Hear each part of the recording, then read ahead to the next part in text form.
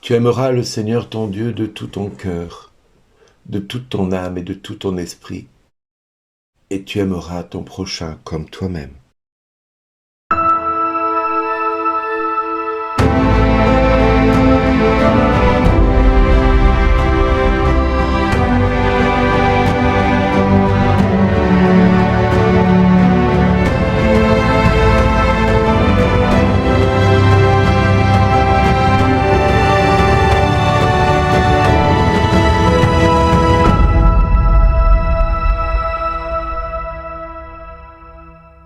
Aujourd'hui, le message vous est adressé par Bernard Dille.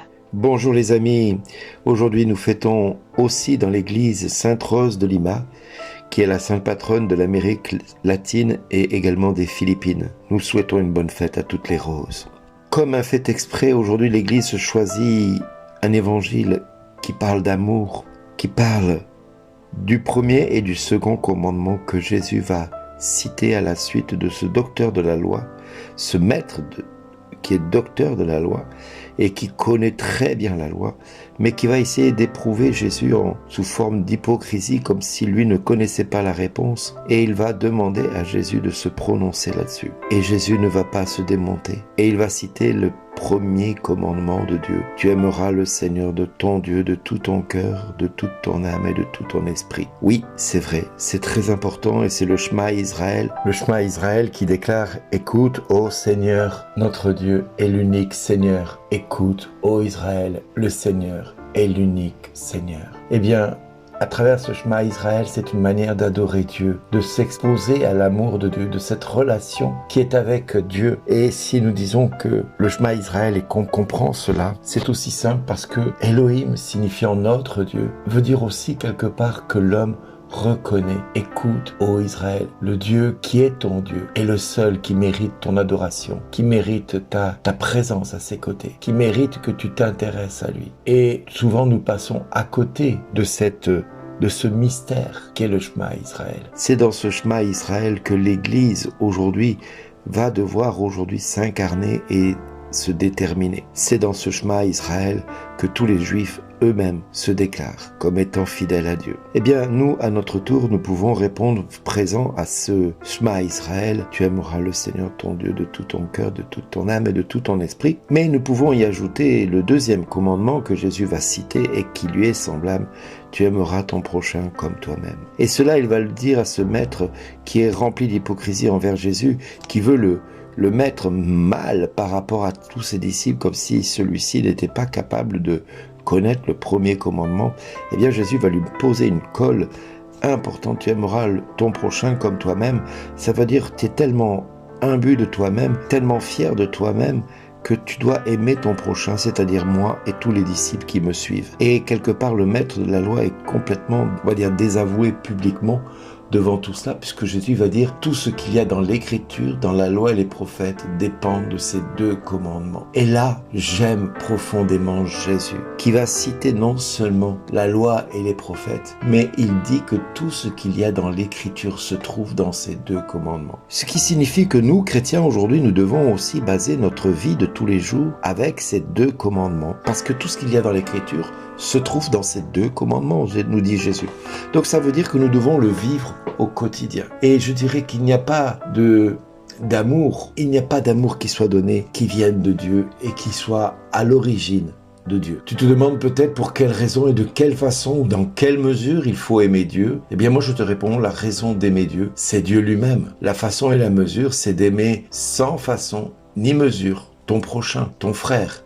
Et là, tu prouveras l'amour que tu as pour Dieu. Rien ne doit se passer, je dirais, avant le service de Dieu. Cette soumission que nous avons à Dieu, elle est importante. Et la désobéissance a détruit la créature que nous sommes, à l'origine de la création. La création, donc, est appelée à se plier à cette soumission, à ces deux commandements. Elle va rythmer notre vie, elle va corriger notre existence, elle va nous imprégner de la force de Dieu, parce que nous allons correspondre à ce premier commandement et au second qui lui est semblable. Tu aimeras ton prochain comme toi-même. L'adoration de Dieu ne peut exister en clair que si nous aimons notre frère et notre sœur. Nous pouvons parler d'adoration si dans notre cœur et dans notre quotidien, nous ne nous replions pas sur nous-mêmes ou sur notre péché, mais plutôt si nous nous libérons de ce repliement que nous pouvons avoir, de l'esclavage du péché et de l'idolâtrie du monde. En effet, tout ce qui fait cela nous conduit vraiment vers l'enfer. Mais Dieu veut nous libérer de cette condition humaine à laquelle nous sommes irrémédiablement attirés et comme aspirés de l'intérieur vers les enfers. Nous l'avons vu avec la journée d'ouverture des Jeux Olympiques. Cette cérémonie fut vraiment blasphématoire. La cérémonie de clôture n'a pas été mue puisque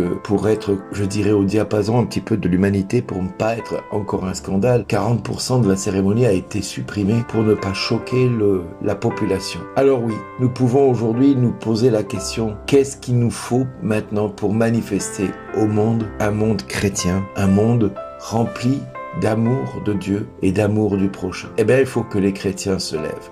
Il faut que les disciples du Christ se lèvent et se mettent à adorer Dieu en esprit et en vérité. C'est-à-dire d'aimer son prochain, d'aimer ceux qui nous entourent, d'un amour exclusif. C'est-à-dire tu aimeras le Seigneur ton Dieu de toute ton âme, de toute ta force et de tout ton esprit. Ça, c'est important. Mais ce qui va être plus important, c'est d'aimer notre frère, notre sœur, comme nous pouvons dire aimer Dieu. Nous ne pouvons pas parler de chrétiens si nous ne savons pas nous aimer les uns les autres. Et le monde a besoin que nous nous aimons les uns les autres. Le monde a besoin de cette unité pour croire. Rappelez-vous ce qui est écrit dans l'évangile de Jean, chapitre 17, versets 20 à 26. Que tout soit un afin que le monde croie que tu m'as envoyé. Si nous ne sommes pas dans l'unité, si nous ne sommes pas capables d'aimer notre prochain, le monde ne pourra jamais croire que Jésus a été envoyé par le Père. Et c'est cela notre responsabilité. Et c'est à cela que nous devrons rendre des comptes à Dieu. Pas au nombre de miracles que nous aurons pu faire ou de prodiges que nous aurons pu faire au nom de Dieu. Alors mon ami, aujourd'hui, si tu as quelque chose contre quelqu'un, si dans ton cœur il y a de l'amertume ou de la rancœur, va vite trouver un prêtre et dis au Seigneur, pardon Seigneur pour toute la rancœur,